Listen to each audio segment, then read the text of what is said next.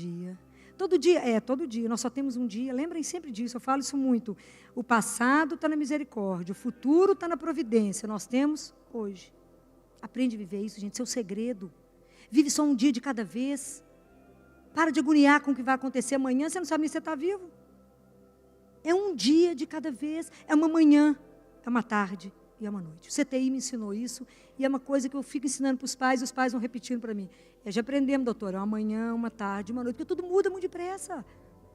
Então, experimentem, aproveitem e saboreiem a presença de um Deus a cada minuto. Que naquela manhã a situação está delicada e está difícil, mas fala, mas Ele transforma, Ele é Deus. Hoje Ele não falava? Para Deus, nada, para os homens as coisas são impossíveis, para Deus não. O que é impossível para Deus? Nada. O problema é a gente acreditar. O problema é essas palavras de Deus encontrar ninho no nosso coração. É isso cair dentro de nós, isso germinar e falar, eu ando na presença de um Deus vivo. Então vocês vão observar que tudo que vocês fizerem, vocês vão olhar para o lado e falar, está de acordo? Ou você vai pedir uma opinião antes de fazer e falar, o que é para fazer aqui, Senhor? O que é? O Senhor colocou essa situação na minha frente para fazer o quê? O que o Senhor está querendo que eu veja? O que o Senhor está querendo me mostrar nessa situação? É estar em contato mesmo, em sintonia, você conversa o dia inteiro. Você está sempre ali com Ele, pedindo ajuda, caminhando. Mas é estar na presença. Para a gente poder até chegar em Paulo, quando assume isso, não sou eu mais que vivo, mas é Cristo que vive em mim. Isso foi muita caminhada, muito estudo, muita oração. Paulo passou por muita coisa para poder conseguir afirmar uma coisa dessa. Então nós precisamos ter esse orgulho no peito, eu acho que é um orgulho que a gente precisa carregar. É o orgulho de ser, primeiro de ser discípulo. O outro orgulho que eu acho que a gente precisa carregar e assumi-lo é de ser filho de Deus. Somos filhos do Altíssimo. Então o nosso comportamento, toda a nossa vida é uma vida de filho. E nós temos que assumir essa relação com o Pai. É Jesus quem nos ensina a relacionar com o Pai e com o Espírito Santo. Vai nos ensinar, porque somos filhos. Ele foi colocado em nós o Espírito que clama por Ele, o Abá, Pai. Rezar, falar com Deus Pai, ter essa relação de intimidade como Jesus teve com o Pai. Nós precisamos de ter. Precisamos de melhorar a nossa vida de oração. Aí nós vamos ver como é que nós temos um pouquinho de problema. Quando a gente começar a rezar mais.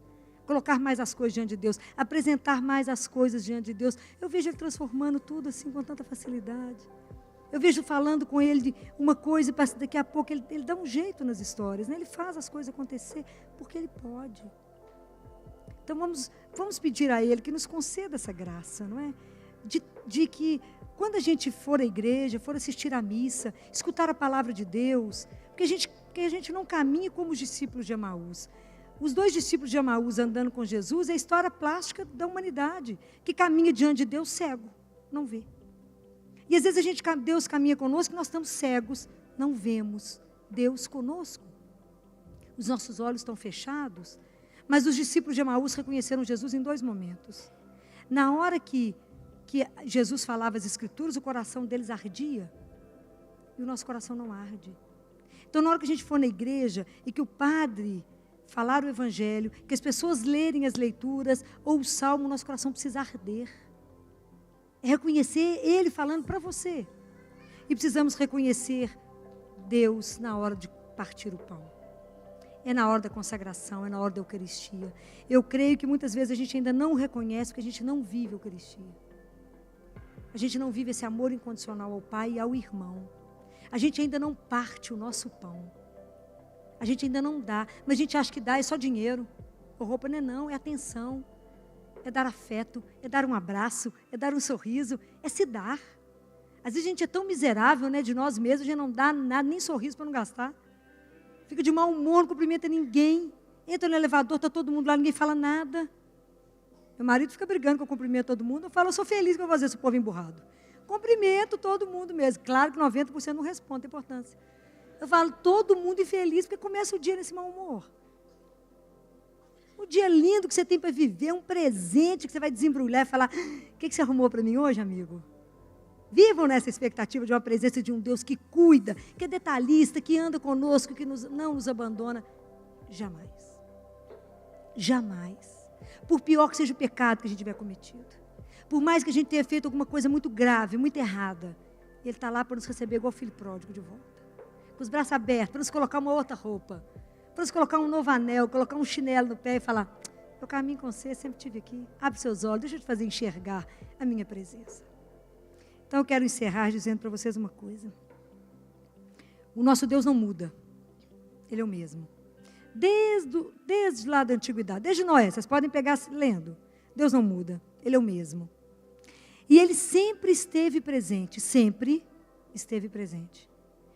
Ele está presente. E Ele sempre estará presente na nossa vida. Mesmo nos momentos mais difíceis da nossa vida, no maior sofrimento, Deus estará. Que Deus nos permita viver essa realidade, para que a gente não possa falar como Jacó. Deus estava aqui e eu não tinha visto. Que Deus abençoe a nossa caminhada, que você possa fechar agora os seus olhos, se colocar diante do Senhor e falar, Jesus, hoje eu não prestei atenção na sua presença. Vamos nos colocar na presença dEle, pedir a Ele essa graça, que essa palavra, eis que estou convosco, fique gravada em nós, e que a gente possa sentir a doçura que é a companhia desse Deus vivo o dia inteiro.